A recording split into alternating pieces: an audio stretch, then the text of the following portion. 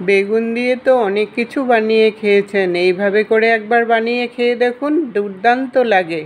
এটা রুটি, ভাত, পরোটা, নান, এমনকি চায়ের সাথেও খেতে পারবেন। আজ আমি বেগুনের 2-in-1 রেসিপি নিয়ে আসছি। এই রেসিপিটি বানানোর জন্য বাইরের কোনো উপকরণেরও প্রয়োজন হয় না। ঘরে থাকা খুবই সামান্য উপকরণ দিয়ে এই রেসিপিটি বানিয়ে নিতে পারবেন। ভিডিওটি প্রথম থেকে শেষ অবধি দেখার জন্য অনুরোধ রইল। আসুন চলে যাই আমার রেসিপি দেখার জন্য। আমি এখানে 5টা ছোট্ট সাইজের বেগুন নিয়েছি। এই ধরনের বেগুন দিয়ে কিন্তু রেসিপিটা খুব ভালো হয়, কারণ ছোট্ট হলে রান্না করতেও সুবিধা হয় আর বানাতেও কিন্তু সুবিধা হয়।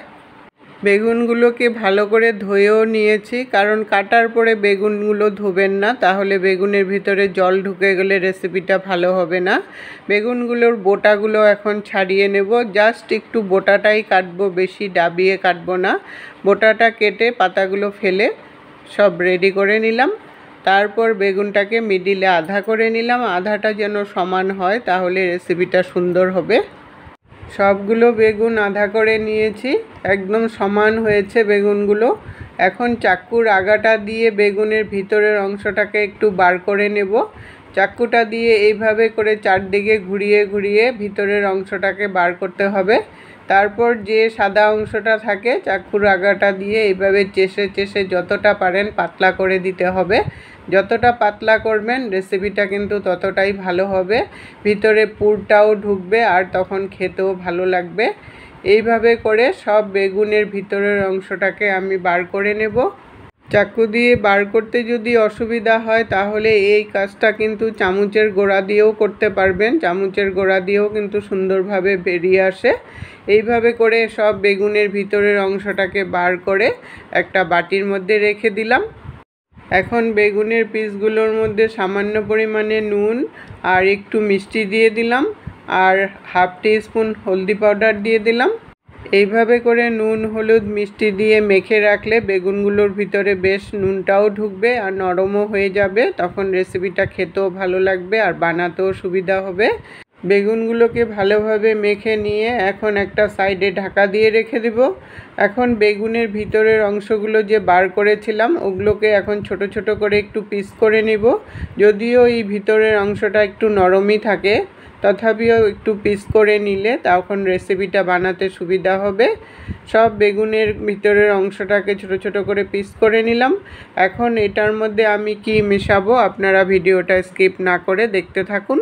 স্বাদ অনুসারে নুন দিয়ে দিলাম, হাফ টিস্পুন হলদি পাউডার দিয়ে দিলাম, আর এখানে আমি কয়েকটা সবজি কুচি করে নিয়েছি। একটা পেঁয়াজ, একটা টমেটো, 1 ইঞ্চি আদা, 4টা কাঁচা লঙ্কা কুচি করে নিয়েছি।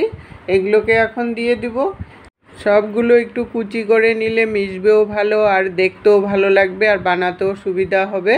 ঝালটা অবশ্য আপনাদের টেস্ট অনুসারে দিতে পারবেন। আর এখানে হাফ বাটির মতো ধনেপাতা কুচি নিয়েছি। ধনেপাতাটা একটু বেশি করে দিবেন, তাহলে খেতে ভালো লাগবে। এখন আমি এটার মধ্যে 2টো ডিম নিয়েছি, ডিম 2টো ভেঙে দিয়ে দেব। আপনারা ইচ্ছা করলে একটা ডিম দিয়েও এটাকে বানাতে পারেন। যদি দরকার মনে করেন তাহলে 2টো ডিম দিবেন। ব্যাটারটা ওইভাবে করে বানাতে হবে, বেশি পাতলা হলে কিন্তু রেসিপিটা বানাতে অসুবিধা হয়ে যাবে। এখন সব কিছু ভালোভাবে মিক্স করে নিব। এই মিক্সটা কিন্তু খুব ভালো করে করতে হবে, যাতে ডিমটা সব সবজির গায়ে ভালো করে লেগে যায়। একটু সময় নিয়ে ভালো করে ফেটিয়ে নিতে লাগবে। আপনারা ইচ্ছা করলে অন্য কোনো মশলাও এটার মধ্যে অ্যাড করতে পারেন। জিরের গুঁড়ো বা চটপটা বানানোর জন্য একটু চাট মশলাও দিতে পারবেন, তাহলে খেতে কিন্তু আরও ভালো লাগবে। আমি সিম্পলভাবেই করলাম। সব কিছু মিশিয়ে নিলাম। এদিকে বেগুনগুলোও আমার মজে গেছে, জলও বেরিয়ে গেছে। বেগুনগুলো এখন একটু চিপে নেব, জলটা বের করে নেব, তাহলে রেসিপিটা বানাতে সুবিধা হবে। সব বেগুনগুলো এইভাবে করে চিপে রেডি করে নিলাম।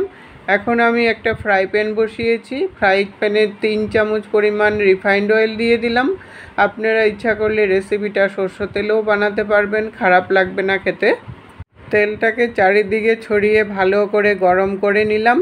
তারপর এটার মধ্যে বেগুনের পিসগুলোকে দিয়ে দিব। বেগুনের পিসগুলো দেওয়ার সময় একটু খেয়াল রাখতে হবে যাতে সমানভাবে বসে, তাহলে রেসিপিটা কিন্তু সুন্দর হবে দেখতে। বেগুনের পিসগুলো দিয়ে তারপর উপরে আমি চামচ দিয়ে ব্যাটারটাকে দিয়ে দেব অল্প অল্প করে। রেসিপিটা যদি আপনারা ইউটিউব চ্যানেল থেকে দেখেন তাহলে চ্যানেলটাকে সাবস্ক্রাইব করে পাশে থাকা বেল আইকনটাকে ক্লিক করে অল অপশানে ক্লিক করে রাখবেন, সবার আগে নোটিফিকেশন পৌঁছে যাবে আপনাদের কাছে। আর যদি ফেসবুক পেজ থেকে দেখেন তাহলে পেজটাকে ফলো করে নেওয়ার অনুরোধ রইল। সব বেগুনের ভিতরে ব্যাটারটা আমি দিয়ে দিলাম। এখন ঢাকনা লাগিয়ে আমি 2 থেকে 3 মিনিটের মতো মিডিয়াম আঁচে ঢেকে রেখে দেবো, তাহলে ভিতরটা হয়ে যাবে। 3 মিনিট পরে ঢাকনাটাকে উঠিয়ে নিলাম। এখন বেগুনের পিসগুলোকে একটু উল্টিয়ে দিব। এই সময় কিন্তু ব্যাটারটা একটু বেরিয়ে যায়, বেরিয়ে গেলে কোনো ব্যাপার না, আবার ভিতরে ঢুকিয়ে দিবেন। যেহেতু এটা ডিম দেওয়া, ডিম গরম পাওয়ার সাথে সাথেই চাক্কা হয়ে যায়। উল্টিয়ে নিয়ে আরও 3 মিনিটের জন্য ঢাকা দিয়ে দিলাম। 3 মিনিট পরে ঢাকনাটাকে উঠিয়ে চাকু একটা দিয়ে পিছনে ফুটো করে দিলাম। এই ফুটোটা করার জন্য কিন্তু যখন উল্টাবেন বেগুনগুলো তাহলে ফুলে উঠবে না, ফুলে উঠলে কিন্তু ভিতর থেকে ব্যাটারটা বেরিয়ে যাবে। এই জন্য ফুটোটা করে দিলে তাহলে আর ফুলে উঠবে না।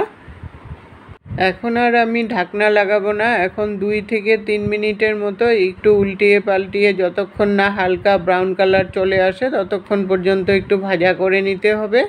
ভাজাটা আমার হয়ে গেছে, এখন নামিয়ে নিলাম। এইভাবে করে বাকি বেগুনগুলো দিয়ে তারপর যেই ব্যাটারটা বেরিয়ে গেছিলো ওগুলো ভিতরে ঢুকিয়ে দিলাম, ঢুকিয়ে তারপর চামচ দিয়ে আরেকটু ব্যাটার দিয়ে দিলাম, দিয়ে সব বেগুনগুলো ভেজে নিতে হবে। এই বেগুনগুলো ভাজা হতে হতে এই বেগুনের কারি বানানোর জন্য আমি একটা মশলা রেডি করে নেব। কড়াই বসিয়ে 1 চামচ রিফাইন্ড অয়েল দিয়ে দিলাম।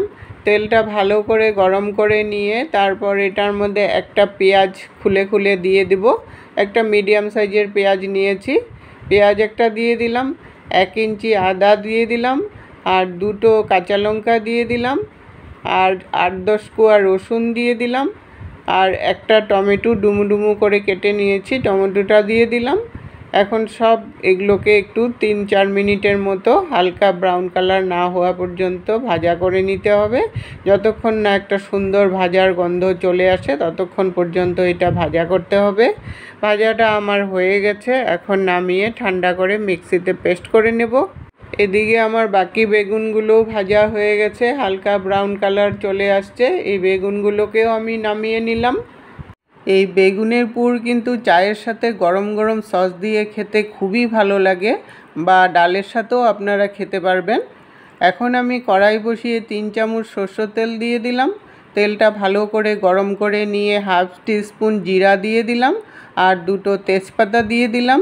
জিরা আর তেজপাতাটা একটু ভাজা করে নিয়ে তারপর মিক্সিতে পেস্ট করা মশলাটাকে দিয়ে দিলাম।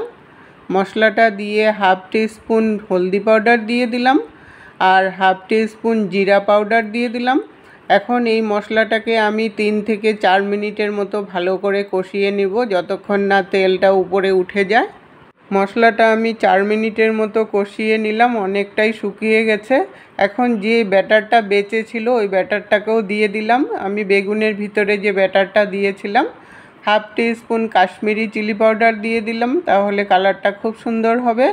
এখন এই মশলাটাকে আরও 2 মিনিট কষিয়ে নেব। কষিয়ে নিয়ে স্বাদ অনুসারে নুন দিয়ে দিলাম, আর ব্যালেন্স হওয়ার জন্য একটু মিষ্টি দিয়ে দিলাম। নুন আর মিষ্টিটা দিয়ে ভালো করে মিশিয়ে নিয়ে মশলাটাকে আরও 2 মিনিটের মতো কষিয়ে নেব।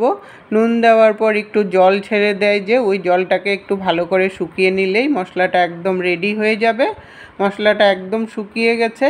এখন এটার মধ্যে খুবই সামান্য পরিমাণে 1/2 বাটির মতো জল দিয়ে দিলাম। জলটা একটু আন্দাজ করে দিবেন, এটা মাখো মাখো ভাব হবে। আপনারা যদি পাতলা খেতে চান তাহলে জলটা বেশি করে দিবেন। জলটা দিয়ে ভালো করে মশলার সাথে মিশিয়ে নিয়ে 3-4 মিনিটের মতো ঝোলটা ফুটতে দেব। ঝোলটা আমার ফুটে গেছে। এখন ভেজে রাখা বেগুনগুলোকে দিয়ে দিলাম। বেগুনগুলো যেহেতু ভাজাই আছে, নরমও আছে, তার জন্য খুব একটা বেশি সময় ফুটাতে লাগবে না। 2 মিনিট মতো ফুটিয়ে নিলেই রেসিপিটা কিন্তু একদম রেডি হয়ে যাবে। নামানোর আগে ধনেপাতা কুচি দিয়ে দিলাম। এই ধনেপাতা কুচিটা আপনারা ইচ্ছা করলে দিতেও পারেন, নাও দিতে পারেন। ধনেপাতা কুচিটা দিয়ে ভালো করে মিশিয়ে নিয়ে নামিয়ে নিলাম। আজ আমি বেগুনের 2-in-1 রেসিপি বানালাম। রেসিপিটা যদি ভালো লাগে সবার সাথে শেয়ার করে দিবেন। আজকের টিপস, বেগুন কাটার আগে ধুয়ে নেবেন, তাহলে বেগুন ভাজাটা খুব ভালো হয়। এতক্ষণ সঙ্গে থেকে বহুমূল্য সময় দিয়ে আমার ভিডিওটা দেখার জন্য অসংখ্য ধন্যবাদ বন্ধুরা। আবার দেখা হবে নতুন রেসিপির সাথে। সুস্থ থাকুন, ভালো থাকুন।